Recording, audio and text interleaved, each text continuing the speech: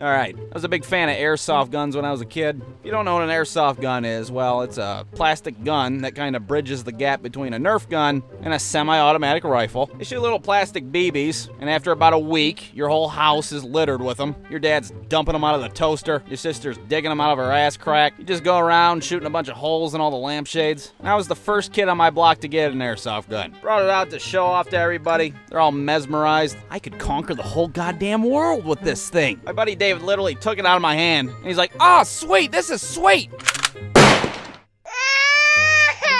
David, what the fuck?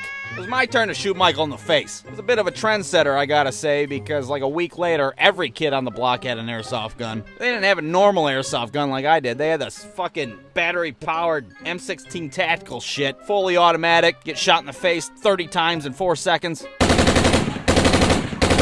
Hold on a damn minute. Jesus, I'm using this Stone Age piece of crap. My shit looks like a Happy Meal toy compared to yours. Michael's over there. Doesn't even have an airsoft gun. He's like shooting BBs through a fucking straw like it's a blowgun. He's wearing his puffy-ass winter coat in the middle of July, his body armor. There'd always be somebody out of ammo trying to call timeout. Wait a minute, timeout! Bitch, there ain't no timeout in airsoft!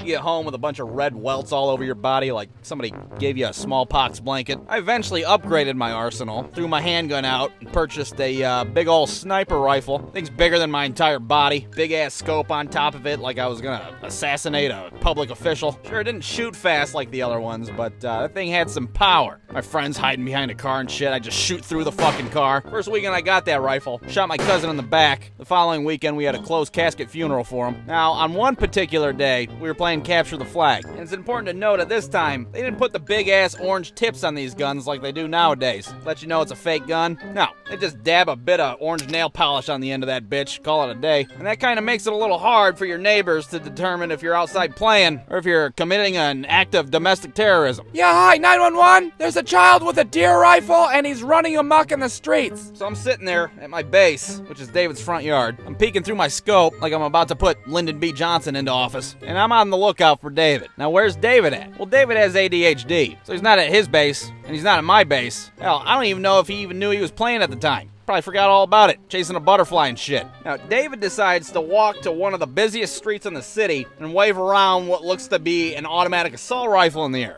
Well, imagine David's surprise when about 4 seconds later, a goddamn paddy wagon pulls up in front of him. Bunch of cops pile out. They got their guns drawn on this completely oblivious, attention deficit child. Now, I wasn't there. I was around the block waiting to shoot David in the teeth with my Kennedy killer. But I bet that turd in his pants was massive. Well, it didn't take him long to figure out that David's gun wasn't real. Luckily, he wasn't massacred on the street right there and then. They load his ass in the back of the wagon, like the wild animal that he is, and they pull up to the front of his house. Now, I was there for this part, and I can say for sure that the turd in my pants was massive. One cop gets out and he's like, "Put that goddamn rifle down!" So I threw it like the gun was on fire. Dave comes out of the back of the truck looking like a shitty Dennis the Menace cartoon. The hell do you think you kids are doing? We're just playing. Why's that kid wearing that puffy-ass coat? It's 94 degrees outside! David's mom comes running out like they're filming an episode of Law & Order in her front yard. Instead of getting a chance to meet Ice-T, she's got to deal with this bullshit. Now, the cops were really cool about this whole shitty situation. They gave David's mom our arsenal of plastic weapons, and they're all like, "Well, we could have murdered your kid and got away with it, but, well, we didn't, so you're welcome. Why don't you give him a wiffle ball bat or some shit to play with instead? Jesus Christ." So the moral of the story is, don't be a fucking idiot waving a weapon around in the street. BREWSTEW.com